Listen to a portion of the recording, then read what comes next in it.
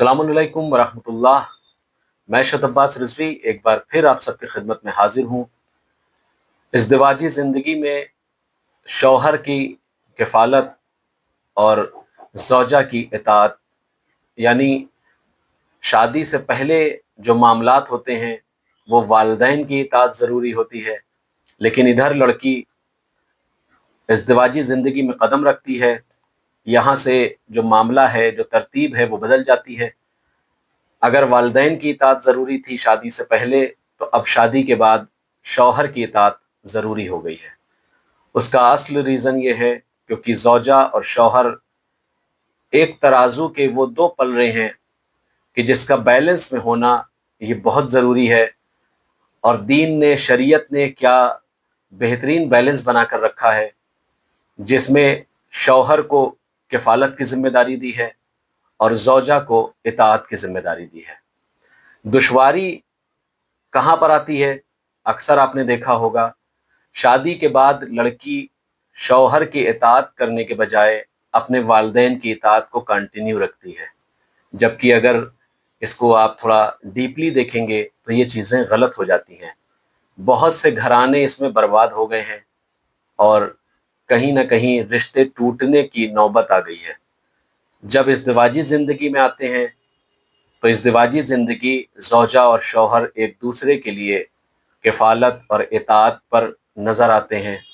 जिस तरीक़े से अगर वालिदैन किसी गैर शरई चीज़ के लिए अगर फोर्स करते हैं जिससे शरीयत इजाज़त नहीं देती है, उसके लिए ज़रूरी है बच्चों के लिए कि वो अपने वालिदैन की इताअत ना करें, जबकि इताअत वालिदैन वाजिब है।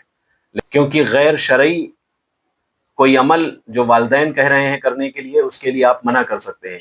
इसी तरीके से जब इज़्दिवाजी ज़िंदगी में कदम रखते हैं लड़की, तो उसके लिए अगर कोई वालिदैन आपको कुछ कह रहे हैं और अगर आपसे शौहर कुछ कह रहा है, तो आपके लिए ज़रूरी है कि वालिदैन से पहले शौहर की इताअत करें।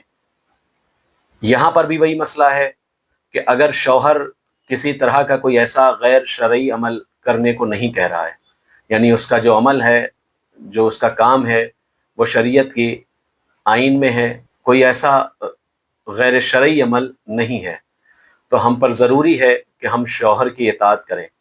दुनियावी मसाइल जो आज आला तालीम हासिल करने के बाद जो दुश्वारियाँ आ रही हैं, वो ये हैं कि जब हम घर में अपनी परवरिश पर ध्यान देते हैं, तो जब आला तालीम होती है तो वहाँ पर हम रिश्तों को अहमियत ना देकर अपनी आला तालीम, अपनी नौकरी, अपना बिज़नेस या अपनी सैलरी, अपना पैकेज, इसको अहमियत देते हैं।